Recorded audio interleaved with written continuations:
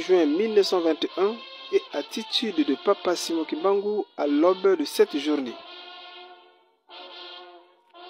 Ce fut un lundi 6 avril 1921, dans la matinée,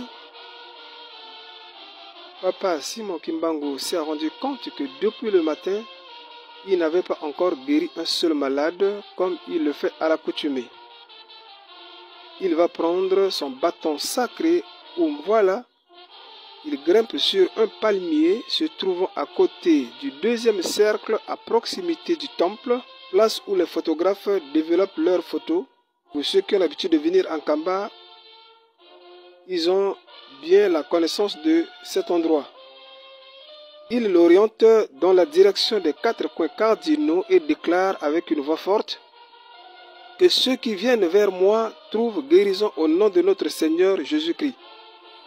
Aussitôt, tous les malades qui étaient sur le chemin pour Nkamba étaient aussitôt guéris. Dans le même temps, sur la colline de Mitinou, l'administrateur Léon Morel et ses troupes n'étaient plus loin, se situant plus précisément à la hauteur de la place dite des 4 maisons. Papa Simon Kimbangu leur place une barrière de brouillard afin de les empêcher d'avancer. Cependant, il demande à son entourage, aux personnes sensibles et impulsives qui ne pourront supporter les humiliations de l'ennemi, de quitter le lieu afin de prévenir une quelconque manœuvre de réplique. Plusieurs personnes avaient ainsi quitté le lieu, rentrant chez eux, certains par la voie du premier poste.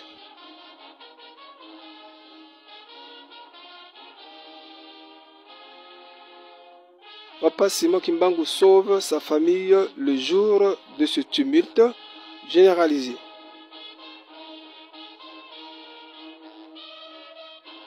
L'administrateur Léon Morel fait irruption dans la cité sainte de Nkamba avec un bataillon de soldats bien armés et tombe sur Papa Simon Kimbangu pour le battre à plate couture.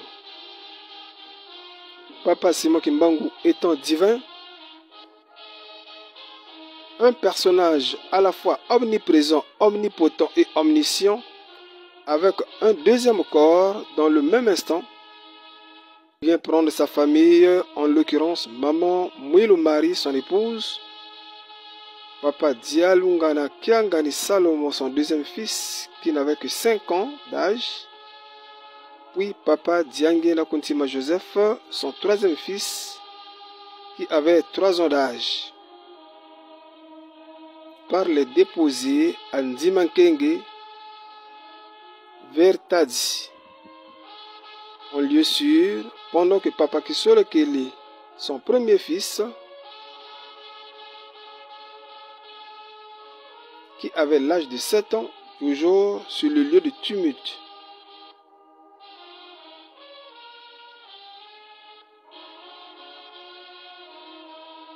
Papa Simon Kimbangu sauvé des mains de ses agresseurs. Dans un tumulte total généralisé, un soldat prend un couteau pour égorger Papa Simon Kimbangu qui lui-même présente sa gorge tout en lui demandant d'agir. Soudainement, un ange du Seigneur sorti du trou d'un arbre safoutier, encore appelé dans le dialecte Congo Mbambaluyindula, vient délivrer Papa Simon Kimbangu en proie entre les jambes du soldat.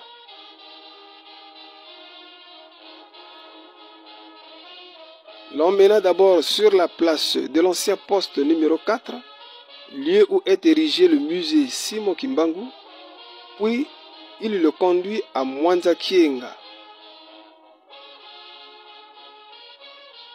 Ensuite, l'ange revient et prend également maman Michael Mandombe et l'emporte dans le village de Lukengo, plus précisément dans la maison de maman Mbonga Marthe, cousine de Papa Simon Kimbangu, fille de maman Ndabo Bouimi, sœur de maman Louise, mère biologique de Papa Simon Kimbangu.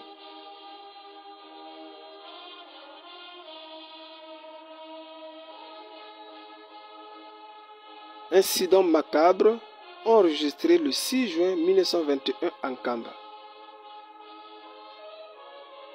Malgré le mot d'ordre de non-violence lancé par Papa Simon Kimbangu, Papa Bidi Kimpunda, mari de Maman Bikuta, fille de Maman Kinzembo, n'a pu supporter de voir son beau-frère humilié et bastonné au plus haut point.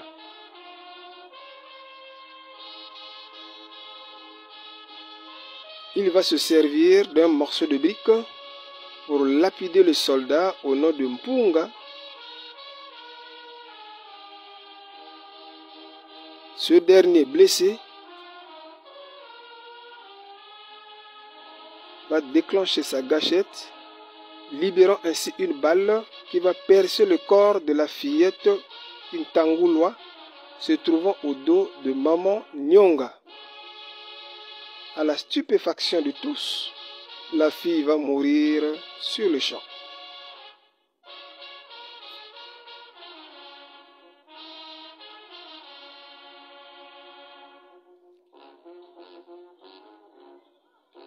Conséquences humanitaires et économiques.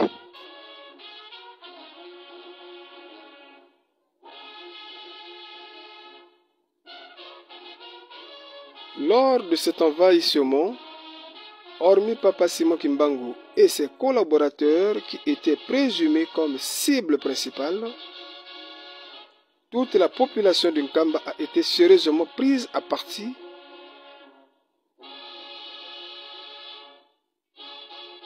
maltraitée, bastonnée à coups de crosse d'armes et de coups de pied.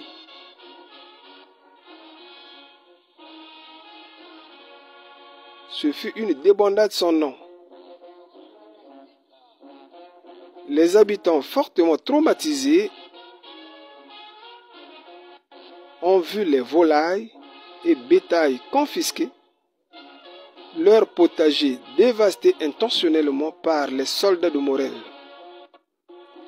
Leur objectif, il faut réduire les habitants à de simples sujets sans repères et obéissant à la politique du colon. Ils doivent détester Simon Kimbangu et ses collaborateurs.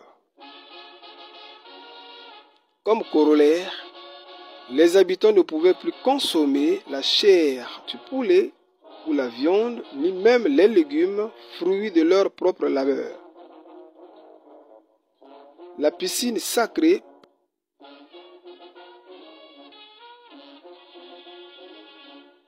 placée sous le collimateur du flamand belge, personne ne doit aller se baigner, on ne doit pas prier.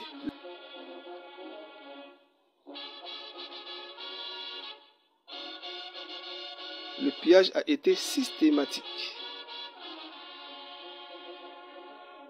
Comme mot de la fin, nous vous laissons ainsi le soin de lire le mot de la fin. Comme toujours, nous vous rappelons que vous êtes sur une chaîne qui demande à ce que vous vous abonnez si cette vidéo vous a plu, de liker et surtout de nous laisser les commentaires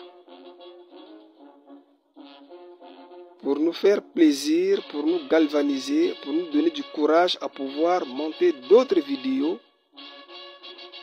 Et au revoir, à la prochaine.